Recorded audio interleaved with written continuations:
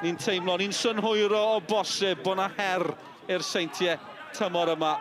Mullen sy'n ceisio creu Chislevich, postyn pella yn cyrraedd. Mae dal yn o'i brobl yn taro'r postyn. Wel am ddechrau, hwn i taro'r postyn yn yr hanner munud cynta. A brobl mor agos. McCarthy at Morgan eto, cyfforddus, taclus gan y Met. Sam Snaith ymosodwr newydd tymor yma.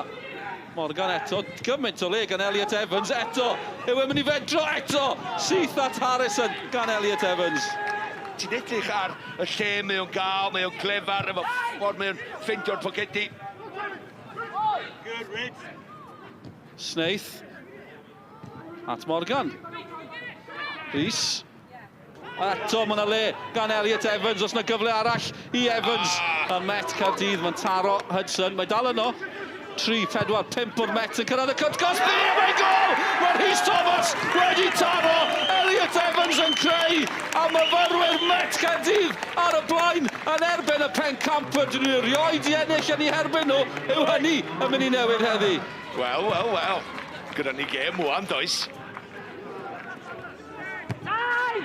Seintiau yn ceisio creu eb yn ei chanol i Redmond yno hefyd. O, Chislevich yn sydyn, mae'n gyfle i Chislevich, mi oedd hi'n gyfle, ond y rhwyd ochr. Dyma gyda Chislevich, gyda fo Ferrari o engine does, ond y driver wrth yr olwyn weithiau.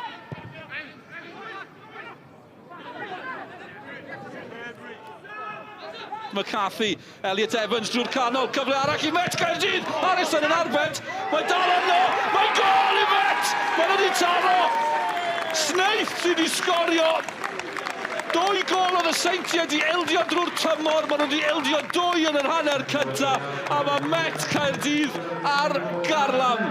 Mae Dyla Harrison i fi bod mwy dewr a clirio'r bel efo'i draed. Mae'n mynd i mewn, yw hanner tacl dyna. Mae 2 gol i ddim. Redmond, mae honna'n gyflym, mae honna'n well lle nawr gan Mullen. Nawr maen nhw'n cyrraedd y canol, Brobl yno, Spender. Brobl. Araf eto, ceisio i chod iddi, wel mi darodd i'r par. Llawn dychymig yma na gan Brobl, ac y syniad yn un gwych.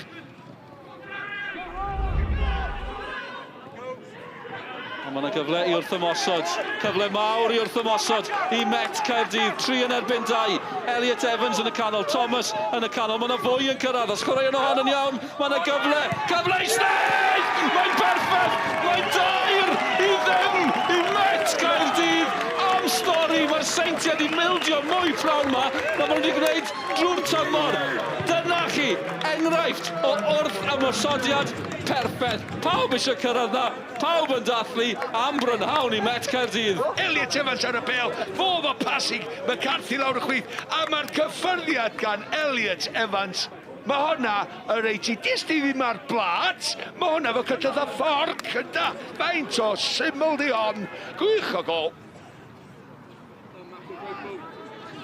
Be fydd cynlluniau Andy Morrison ar gyfer chwarae Met Caerdydd felly. Na'r gêm nesaf i Met, ond yn cwrdd â Ceicon a dalwch mlaen, Elliot Evans yn y cwrt Cosby, yn bwyd o Baker, mae'n beder! Mae'n beder i ddim, mae Baker di taro. Pnawn rhyfeddol i Met Caerdydd, dim am ei pwy yw'r Master Baker pnawn yma. Mae'n eich di just edrych ar gweledigaeth eto Elliot Evans. Am bas, pwysa perffaith, dim oedi ni rediad o, a wedyn jyst ei ti'n gornel y rhwyd.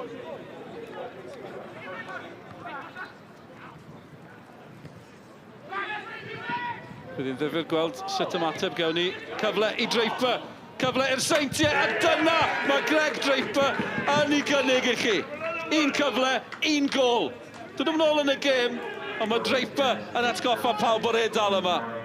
Well, Christian, first of all, huge congratulations. What a way to get your first ever win against the New Saints. I think it's nothing more than our performance have been of the last 4 or 5 games. We've lost, we know, but our performance has been outstanding. Personal errors have cost us, but today you saw that the squad, with those key individuals missing, can beat any team in the league, and we've done that and quite handsomely today. What was it that pleased you most? Which aspect pleased you most this afternoon? We spoke in the dressing room that whilst they're the benchmark, we're not fearful of TNS. We absolutely respect them 100%, but we're not fearful.